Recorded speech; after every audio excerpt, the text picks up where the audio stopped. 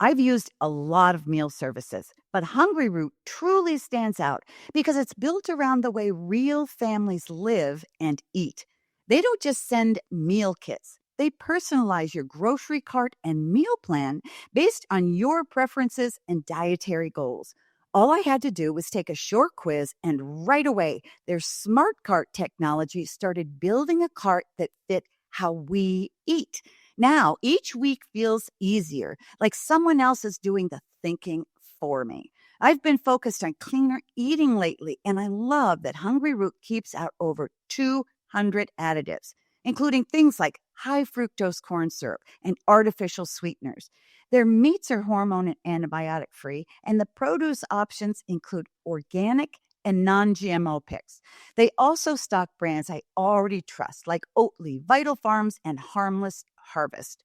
One of our favorite meals has been the teriyaki salmon with green beans, light, flavorful, and done in 12 minutes flat. Plus, I've noticed we waste less food, spend less time shopping, and even save money by skipping those impulse grocery buys.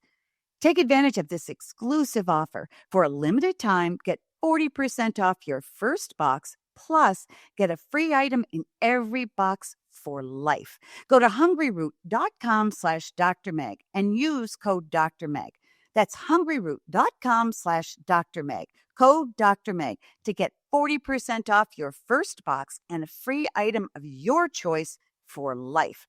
hungryroot.com/Dr. Meg, code Dr. Meg. Hi, everyone. It's Dr. Meg. I'm going to do something different with the PGK podcast today. So many of you have written in wonderful questions to me that I'm going to take this podcast to answer them. I hope this is a lot of fun. Some of you are going to agree with the answers I give and love them, and some of you may hate them. That's okay. I hope that in this podcast, there's something for everybody, and maybe you identify with some of the problems that other listeners are identifying with. Welcome to Parenting Great Kids. Here's your host, Dr. Meg Meeker. I have an almost 10-year-old son who was born out of wedlock, with a father I had no interest in staying with. The father and I have never had a relationship, and since I've gotten married and my husband and I have a healthy relationship, we try to make my son feel completely enveloped in our family. My son's father has never been in constant communication with his son. Every once in a while, he texts me and asks about him, and sometimes he wants to set up a Skype call. But this is very infrequent, maybe twice a year. My son has not seen his father in person for over 4 years. My son's 10th birthday is arriving, and his father has just asked me if it's okay if he shows up to surprise my son. He's asked me to keep it from my son. If he does actually show up, every other potential visit has been derailed in some way by the guy. I'm wondering if this whole situation is healthy. The whole situation is 100% unhealthy. Don't you dare let that guy show up at your son's 10th birthday and surprise him. Here's why. Your son doesn't see this man as his father. Hopefully he sees your husband as his dad. To him, this man is somebody in the distance who wants to connect with him, that he may like or he may not like, that he feels hurt by. And this man is incredibly selfish and incredibly immature. He's really a jerk. Any dad that has a son and is not willing to take part in raising that son needs to go.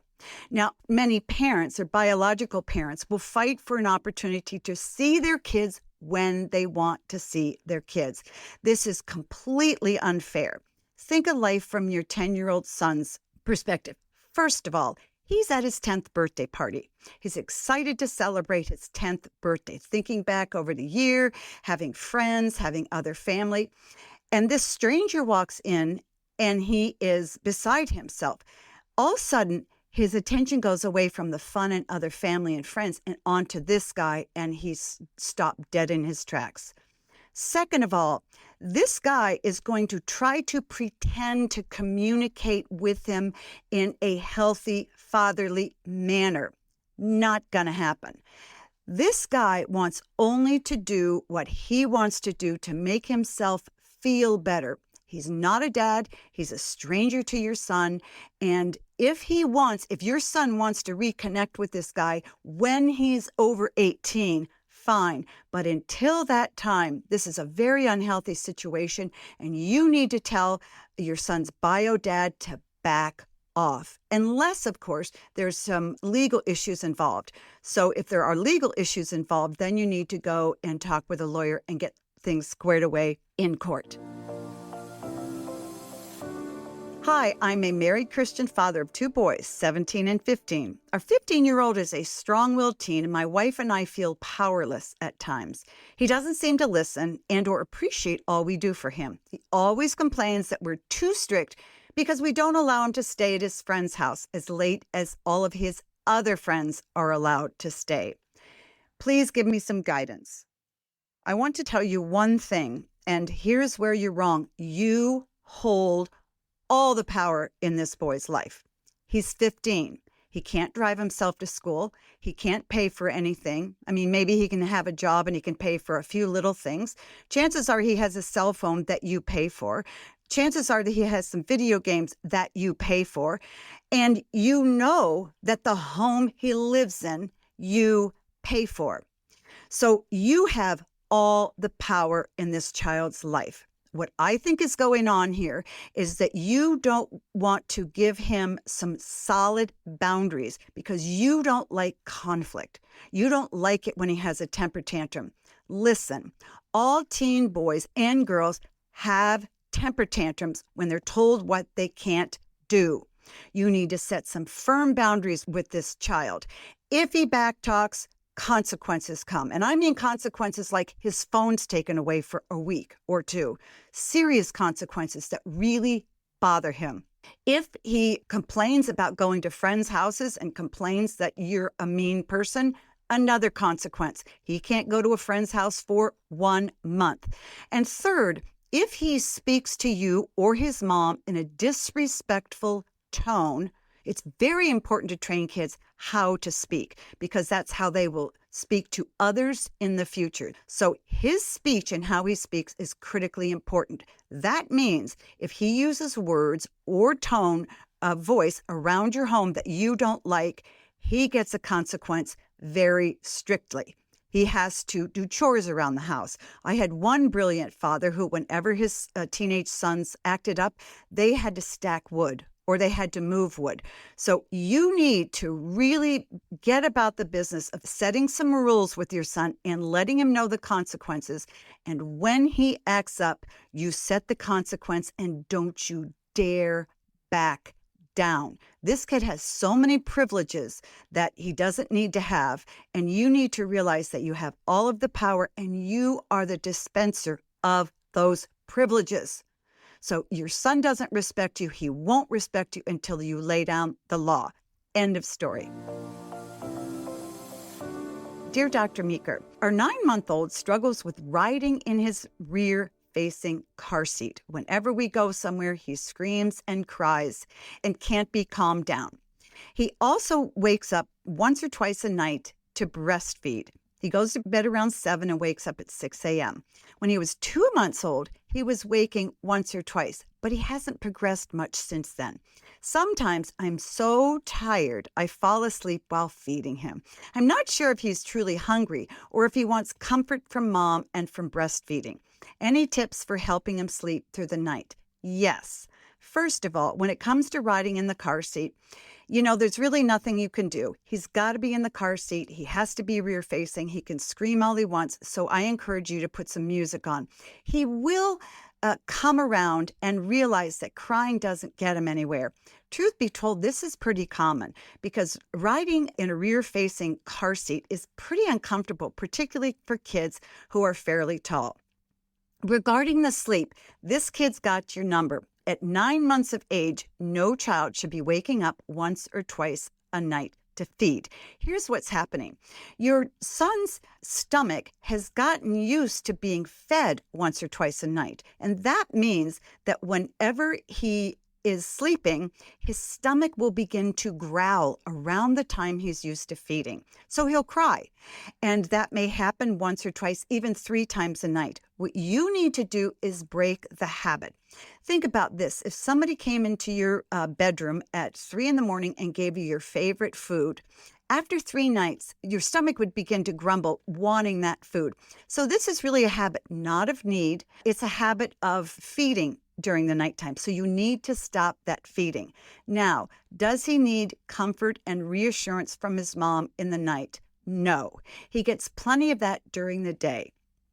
The best thing that you can do for this child is get your own rest. You said that you're so tired you often fall asleep feeding him. I bet you're tired. So it's very important that you train him to sleep through the night. You put him to bed. If he cries at 1 or 2 or 3 and he really screams, he stands up and he shakes the side of his crib, he's having a temper tantrum. He's not telling you he has a need. He's screaming, "Mom, get in here. I want to breastfeed." Does he need to do it? No. Does he need the comfort? No. You can give him plenty during the day. And I will guarantee you that once he realizes that you're not going to come in after 3 or 4 nights, he's going to sit right back down and go to sleep. But again, this is a pattern that's been established by you feeding him in the night. I totally get why you do it. We've all been exhausted. But I'm really wanting to look out for you here because you need to be a well-rested mom. Hi, Dr. Meg. I'm a 32-year-old mom of 2 wonderful girls, ages 2.5 and 8 months. Both of them are an absolute delight. To be the best mom I can be, how do you balance multiple children to ensure each child feels special and gets the necessary time and attention from mom to keep the jealousy monster away? Great question, because anybody who has more than one child struggles with this. We all do. Here's what you need to remember. First of all, even though one of your kids gets less attention from you, they also get the attention from their sibling. And this is very important. Kids learn a lot by growing up with siblings. So you need to remember that. Second of all, when one of them is asleep, try to spend some time with the other one. I imagine your 8-month-old takes a nap, and maybe sometimes your 2.5-year-old doesn't. So while your 8-month-old is down for a nap, go play something with your 2.5-year-old. Now, I encourage you to think about something here. You don't need to spend a lot of one-on-one time with your kids. 15 or 20 minutes is just enough to let them know that you're there, that you see them, that you're continuing attachment with them, that you love them. So don't feel that you need to spend half a day with your 2.5-year-old or even with your 8-month-old. If you want to be with them, they're going to know it. They want to know that you like them, that you want their company, and that you cherish your time with them. And don't worry about spending less time with one child than the other. Remember, as they grow, you're going to have more time to spend with one, and it's going to be uneven sometimes. Maybe your 10-year-old has a lot of demands your 8-year-old doesn't have, and that's okay. Dear Dr. Meg, I'm writing to receive help for my almost 11-year-old son. He's a bright boy full of energy. We adopted him into our family at the age of 8 months. During his younger years, under 5, he was easy to parent. He was happy, compliant, and he had just a few issues. However, the last few years, he's been difficult. It seems that he really struggles with self-confidence issues and a strong sense of shame. He'll say things like, "I'm a failure," or "I'm stupid." He doesn't take instruction well, for example, even in school, because he takes this as he's failed in not knowing something rather than as something to learn. When he gets in a situation when he's failing, he'll almost self-destruct. And by self-destruct, I mean fall apart. Say he missed hitting a baseball in his baseball game. He'll fall on the ground, cry, and carry on. He would even yell at other players as if it was their fault. By the end of the game, his teammate, who was batting ahead of him, for example, struck out, ending the game. They lost. My son shouts at him, "You failed us." I was mortified. Not only does he use these harsh words on himself, but on everyone around him. In our house, he won't typically do this with my husband or I, but he will with his 3 brothers. This is not the way my husband and I talk to one another in our home. What can I do? Well, first of all, you sound like a great mom because you're very attentive to him. And that's critically important if you want to parent well. You need to study your kids' behaviors. You need to study when there's a change or a transition. And it seems to me that you've got your finger on the pulse of him emotionally and physically and what he's doing at school. First of all, he's pre-pubertal. Now, in prepubertal boys, just like with girls, their emotions are up and down. They feel insecure. They feel though that everyone is staring at them. They feel very uncomfortable with themselves. And when kids feel uncomfortable with themselves, they strike out at other people, even themselves. So that is all normal. What isn't normal is his meltdowns on a field in front of his friends. That lets me know that he doesn't have any control of his emotions.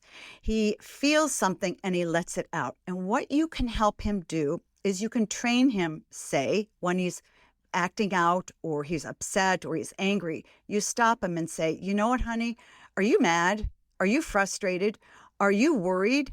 Are you angry with your brother? Are you angry at your teacher? Get him to identify how he feels very simply, and then how he feels towards another person, if that's what's going on. Do you feel angry at yourself? So you teach him to identify his feelings. Then you go on to teach him what to do with those feelings.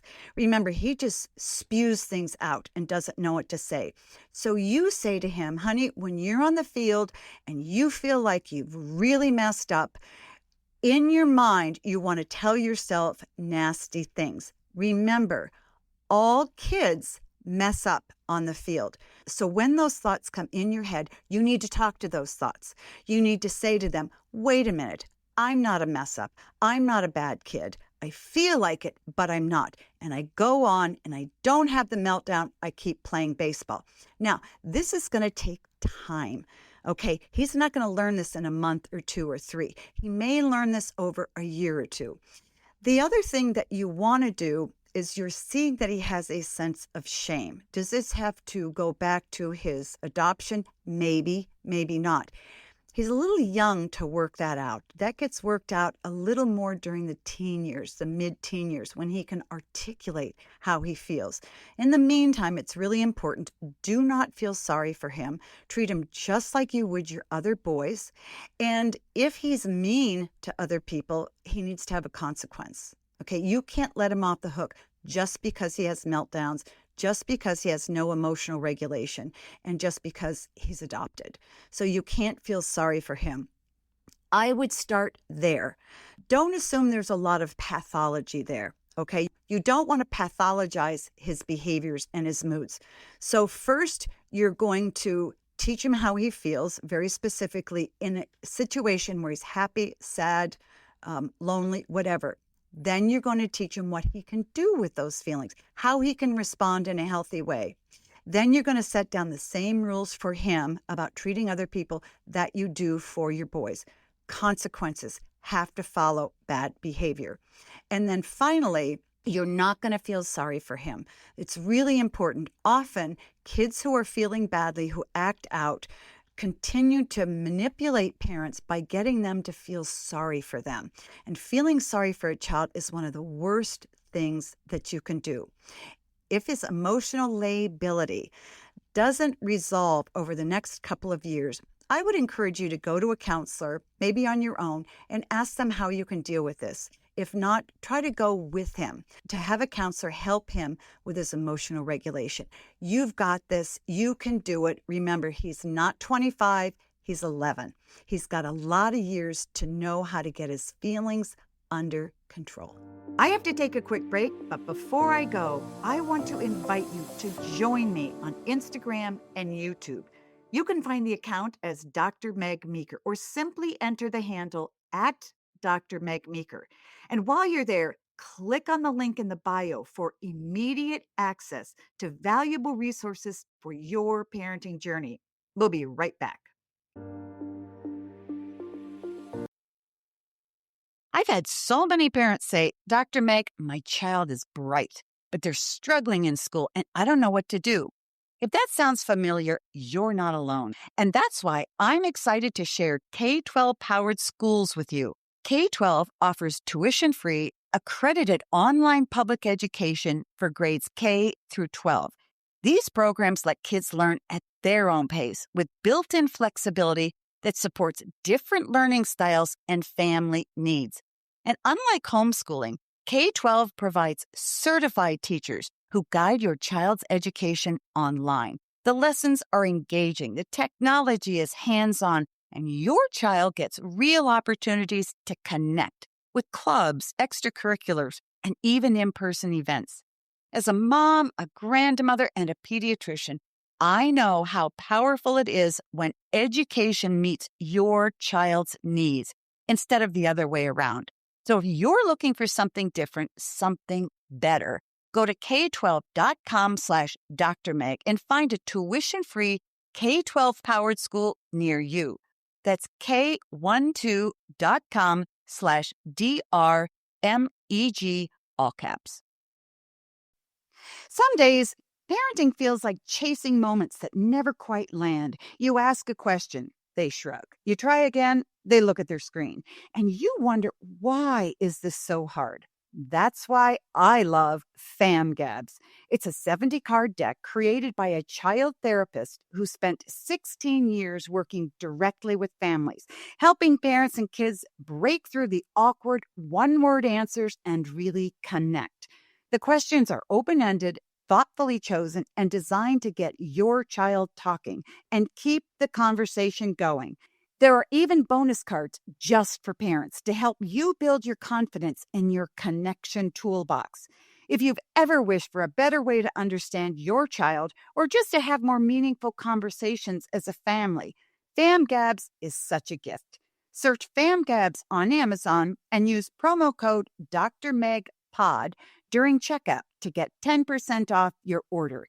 That's FAMGABS on Amazon. Use promo code Dr. Meg Pod and get 10% off your order.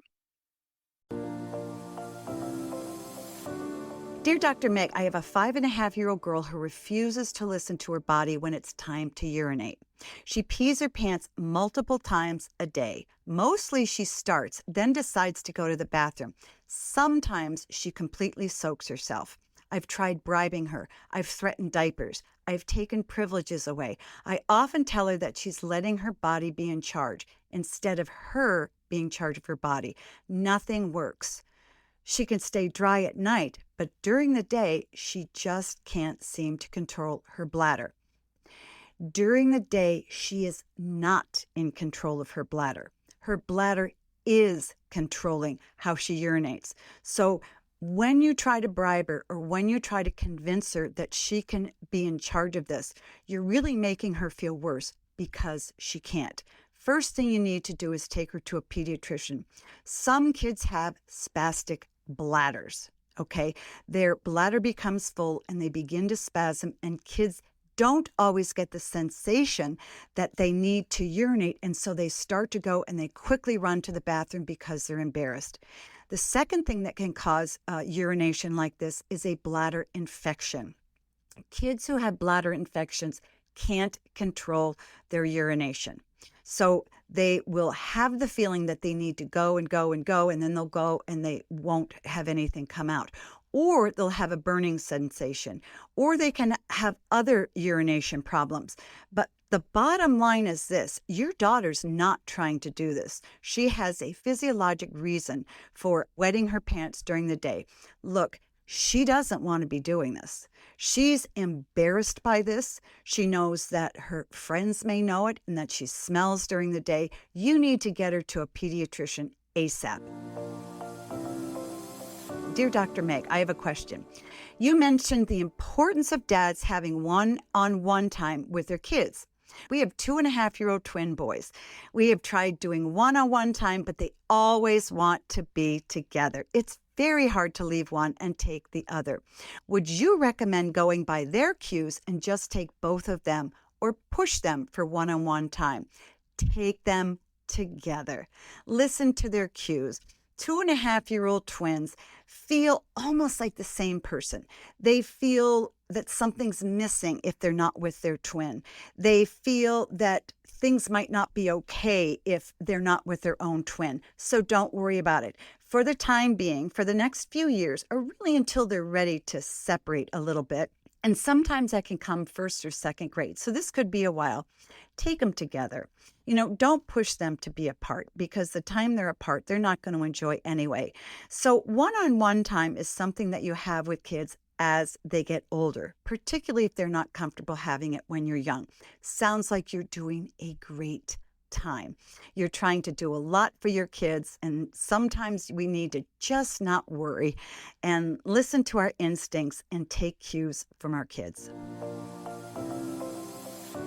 Dear Dr. Meg, my wife and I are looking for help with our 3-year-old son in regards to him acting out at daycare and at home. I'm an active duty military officer, and my wife is a full-time employee for the military as an LCSW. We've moved twice since he was born. He's currently 3.5. We're expecting our second son. He's been acting out at daycare, and there are daily reports of issues dealing with pushing tables, hitting, biting, refusing to listen or make safe choices, throwing things, climbing on furniture, and screaming. He experienced normal challenges before, such as yelling at kids when they took his toy or being overtired and not listening, but certainly not the rest of the things. We're concerned about the aggression, if it's in normal limits or not.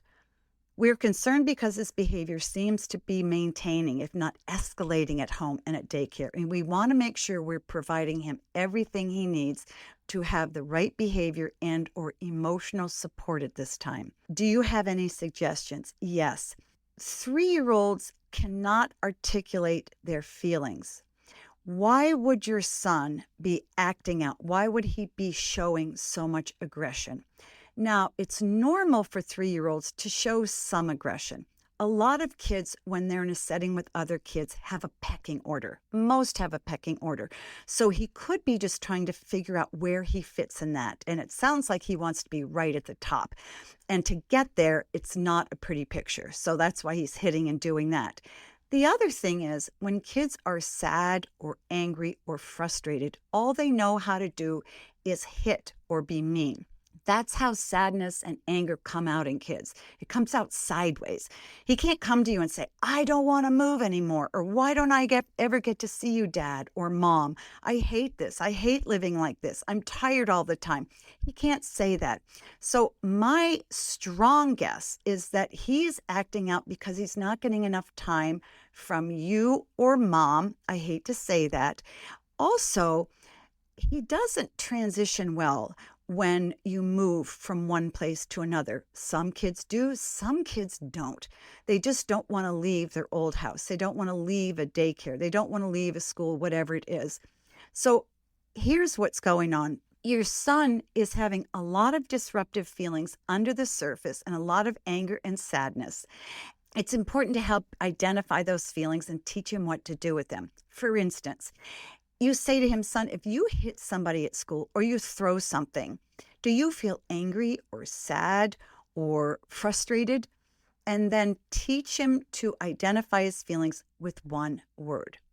After you've done that and he's getting the hang of it, then you say, you know what, when you feel like hitting another person and you're mad, why don't you try this? Go to another part of daycare and start hitting pillows. That's what I do when I'm mad. But you can't hit kids when you're mad. You can't ask him why he's mad because he doesn't know. He's mad because he wants more time with you or more time with Mom. So how do you solve that issue? If there's any way that either one of you can cut back your hours at work, do it. It's well worth it. If there's any way that you can tag team your work, do it. Can somebody work a night shift, somebody work the morning shift? Maybe you can't do it. If when you are home, it's very important to prioritize spending one-on-one time with him. That means when you walk through the door, you're not on your cell phone, you're not on your laptop, you go right over to him, you pick him up, you hug him, and you say, I've missed you. Let's go play a game. Let's go outside. Get him some physical activity. That's about the best you can do. Make sure he does this with you and make sure he does this with Mom. And then if you have to move again, you've got to talk to him about it and prepare him for the move long before it happens. I know you can do this. You need to be creative. Even if you have to sacrifice income, do it. It's well worth it. I have a 14-year-old daughter that has been through trauma.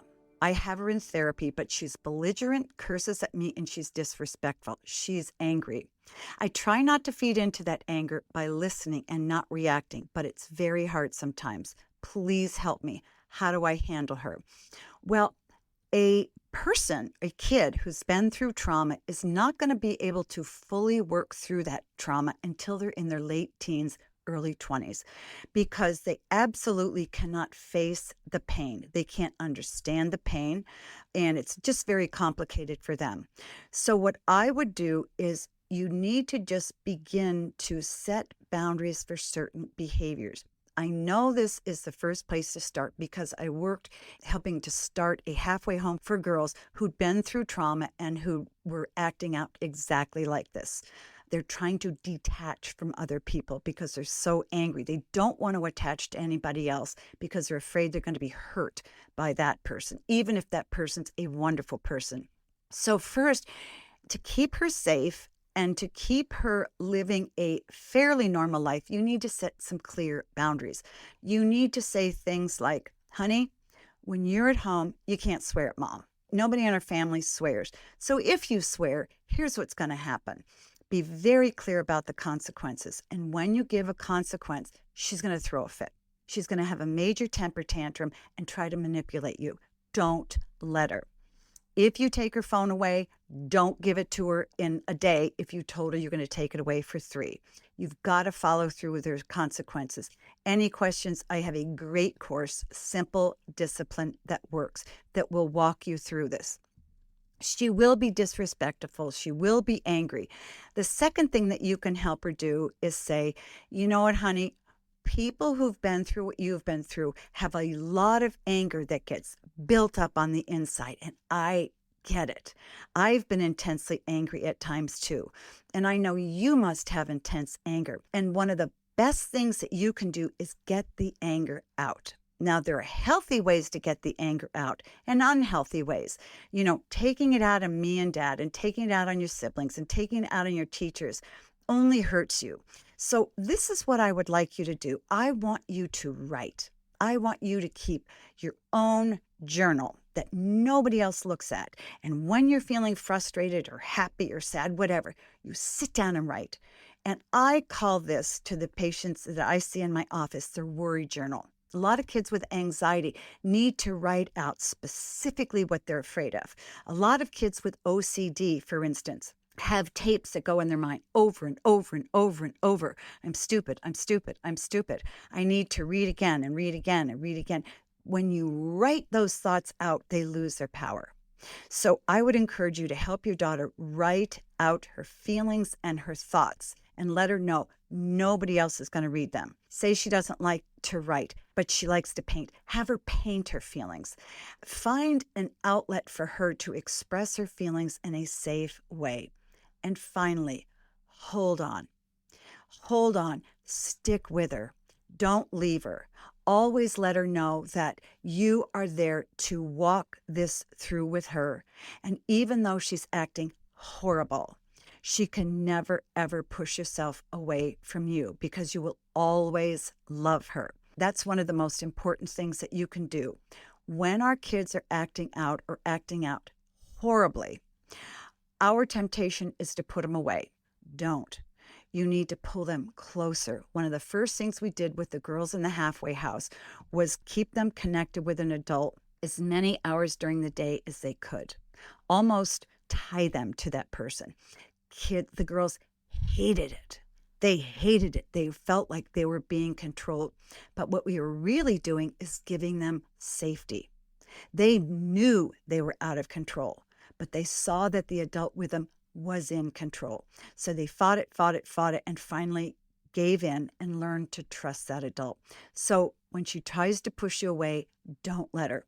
Draw closer to her. It's counterintuitive, but it works. Hang on. you can get there. I have seen so many 13, 14, 15-year-old girls who are acting horrible, even going into prison, who when they're 25 are unrecognizable because they're so well adjusted and happy. But those are the girls whose parents stuck with them. Well, friends, what a delightful change of pace this has been. It's always a joy to engage with you all, addressing your pressing questions and concerns right here on the PGK podcast.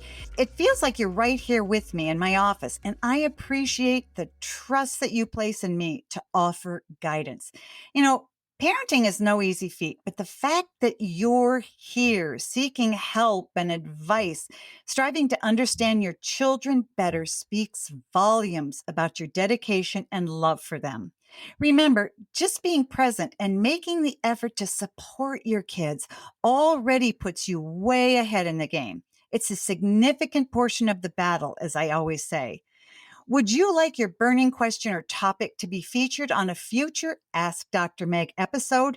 Email me at hello@meekerparenting.com or send me a direct message on Instagram using the @Dr. Meg Meeker handle. We will have those available for you in the show notes. And if you prefer not to be featured, remember, we have a ton of parenting tips and resources available for you at meekerparenting.com. And if you're a dad who wants to ask me a question directly, go to my website and check out my brand new dad coaching program. There I can talk with you and answer any question you have. And until next time, parents, always remember that great kids are raised, not born.